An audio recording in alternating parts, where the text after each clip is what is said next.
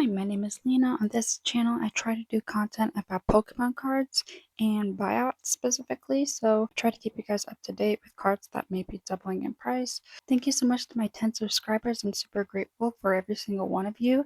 So yeah, let's get into it. I have some pretty popular cards that have seen pretty extreme buyouts, and yeah, I want to bring that content to you guys.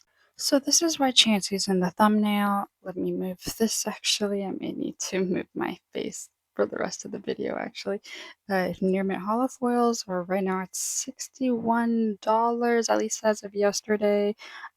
Yeah, it has doubled in price from a low of $33. 48 were sold. That doesn't sound like a lot. This was hit twice, it looks like. Twilight Masquerade is reaching its time, so that's why I think people are kind of going crazy for these things right now. Sorry, I'm down here now. These increases won't seem like that much of a big deal, but looking at these numbers is really shocking. I really love this card, so when I saw this, I did buy it because I was like, oh my, I was I was a little concerned.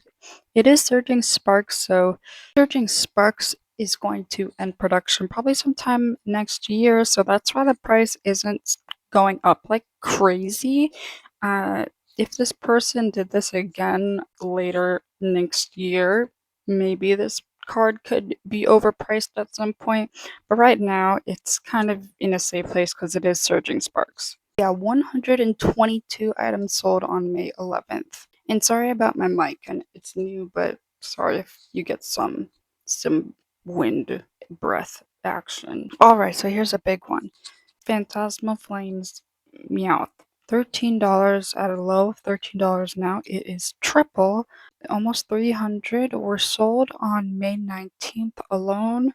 It looks like early March, almost more were bought at the same time. Of course, I know this Meowth has so much potential to be an expensive card in the future, but Phantasmal Flames is really new, like really new. So seeing this jump it doesn't seem very normal at all, especially seeing 300 sold in one day. You can safely gauge that this is market manipulation. This is Tapu Koko EX from Paradox Rift. It's a beautiful jerky card. It was at a low of 1434 and now at a high of 2317. The price is kind of plateauing right now. 67 were sold on April 22nd. This card was under $15 for a long time, so seeing it now being above 20, I was a little shocked because it is Tapu Koko EX. It's somewhat obscure, even it's Gen 7. I know Tapu Koko is kind of iconic, but Gen 7 is not that popular at all. Yeah, I know it's mostly because this is Paradox Rift and people want to bump up cards that they think can jump up in price so that they can resell it at an inflated price. This one also falls into my sus category because there's very few listings. I know it's an SIR, but it's Hydrapple. Let's be real, it's Hydrapple. I did see on TCG Player that the festival deck was trending, but also I did look at other cards from that set and they didn't have this kind of growth. Yes, 42 were sold. It looks like the day before there a little less were sold. It was at a low of $20, now at a high of $30. Yeah, there's only 32 listings. If you go to Stellar Crown, all the other cards have much more listings, so that's why I say this is sus. Plus, it's Hydrapple. It's just a Hydrapple. And yeah, Stellar Crown is also in that category of sets that people are scouring because it's getting a little older, and it's just the fact that if a set is older and no longer in production, the cards will get more expensive because there will not be enough product to keep up with whatever demand comes in the future. Speaking of scalping, lately I feel like Black Bolt and White Flare are on life support. to an extent because there are so few listings of every single card. It's just impossible to keep up with anybody who chooses to buy 23 cards because most of these cards have less than 80 listings. So it's very, very easy to buy up all of these stock. That is why I say Black Bolt and White Flare is on life support. This Petilil was at a low of $10.83 and at a high of $28. There are only 8 listings. I checked last night. The cheapest one is $34, so that is why I think the market price of 28 is a little behind right now. Because if you look on TCG Player right now, it's only inflated listings, only expensive listings. Somebody bought them and then put them back on TCG Player for double, maybe triple the price. Yeah, just not a good look for only 8 listings. It's just not enough for anybody who wants a Petilil card. There's only 8. It's not enough to go around. This Unfeazant is also looking suspicious. I do like Unfeazant because it has gender variants, but other than that, it's a Gen 5 very, very obscure Pokemon, and 12 listings is very suspicious. And the lowest listing is also $31.99. So this market price of $23.65 is not accurate and not in the slightest because you will not be able to find it for that price. That's not the you won't find that price. So after I post this video, it will not be unlikely that you will see the price has gone up. Somebody bought a huge fraction of this card's listings a little before April 19th. So yeah, this is why I watch every single card, including Unpheasant, because things look very strange when you compare it to other cards in the set that are way more popular. This one I've been watching for a very long time because I've been collecting Lost Origin, the trainer gallery at least, and I've been very disappointed with this. I know it's a Charizard. This is Leon with Charizard. I feel like Leon has been like repellent for Charizard here because the Leon was really weighing down this Charizard's price. Of course, since it's a Charizard, it's going to be sought upon by Charizard collectors no matter what, and it will always be a top chase card in a sense. But Leon has been very, very bad for this card, and somebody clearly didn't care about Leon. He's the Gen 8 champion, and Charizard is his partner, Gigantamax Charizard. Charizard was hit twice, 49 sold and then 35 sold. It was at a low of about $20 and now at $40, so it has doubled. This here is Surging Sparks Clobbopus. Do you know Clobbopus, the fighting type octopus that learns Octolock?